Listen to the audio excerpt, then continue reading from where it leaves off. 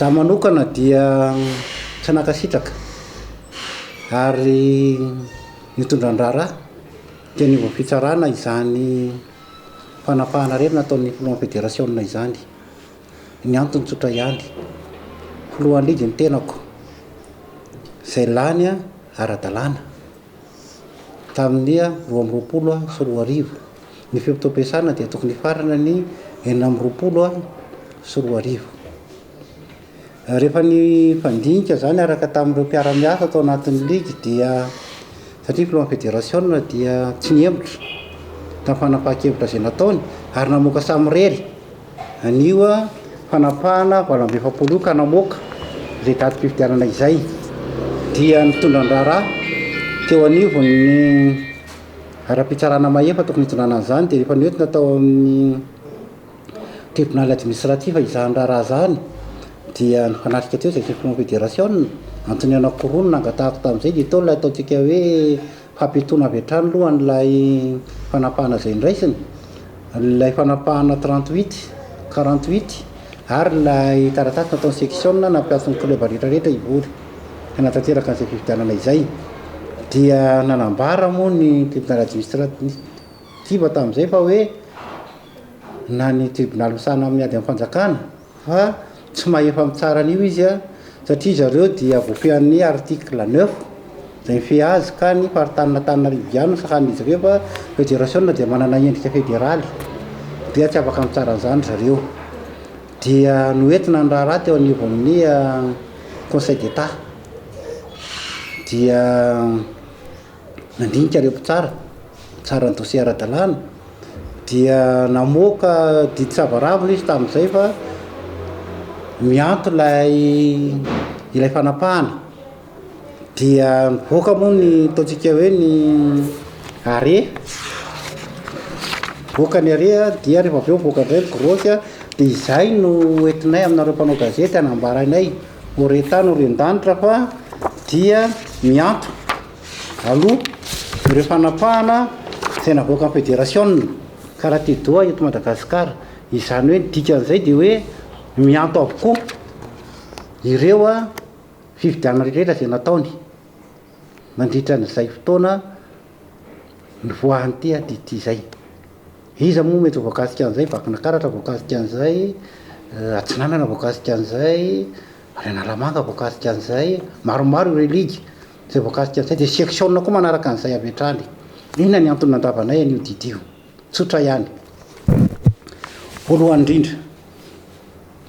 tsy mbola milamina règlement intérieur tsipika anatiny sy ny satafotsitra hitantanana ny fédération. Ny satafotsitra no mamepitsopitsony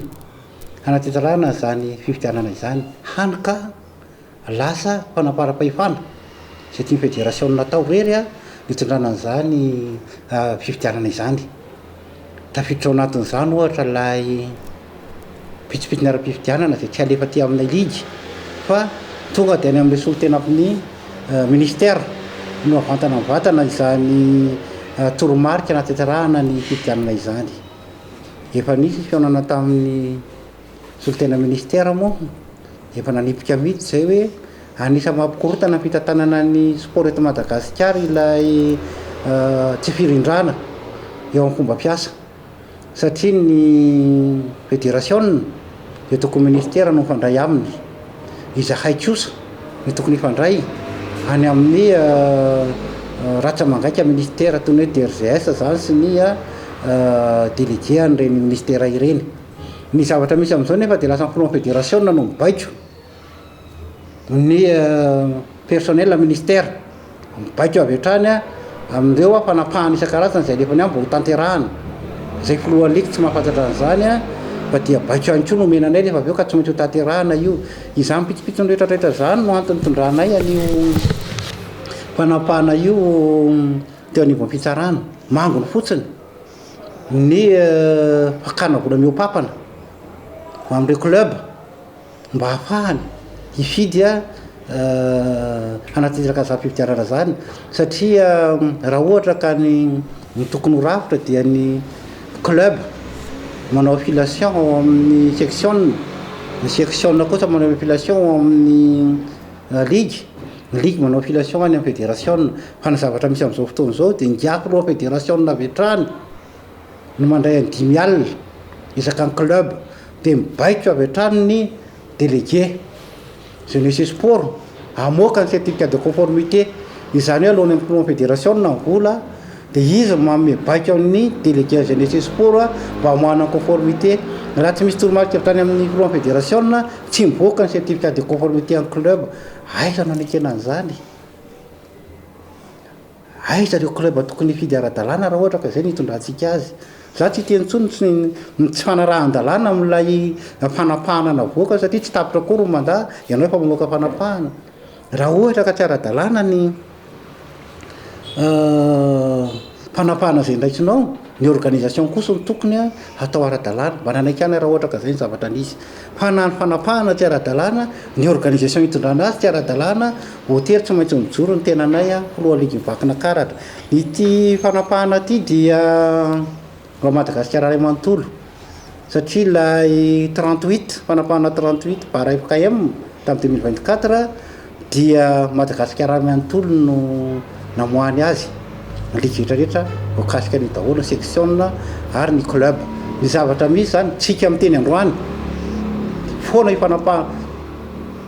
fanapahana io miato fanapahana io zay aloha zany ny zavatra misy tsika androany zany hoe veriny amin'ny lohan'ny avokoa ireo mpitantana rehetrarehetra zay nailika tamin'ity fanapahana ty satria ny zavatra misy dia ailika ireo zay tsy mitovy hevitra mitondra fanakanana ny atsarana n'ity karaté ty fa alaina kosa ireo izay vonona ka anaraka izay tsy fanarahan-dalàna atao amin'ny filohan'ny fédération izay ka izay ny antony ny tsonay anareo mpanao gazety dia ty moa efa mivoaka ty ny ataontsika hoe grosse izay mibaiko avy hatrany ny filohan'ny fédération hanatanteraka nyity are ity tahaka izany ihany koa ireo manam-pahefana isan-karazany dia tsy maintsy manatanteraka nyity are ity ka dia tsisy ady hevitra ntsony ity fa dia mianto aloha zany ny fanapahana avy filohan'ny fédération ny karaté malagasy anty fédération ty raha ohatra ka fanapahana ny raisinao ka namoahany tribunal didy ahoana ny fomba hitantananao an'ity fédération ty oka hipetraka fitiavana ny karaté mametra fialana rehefa tsy zaka zahay jejery fotsiny amin'izao zay mpitantana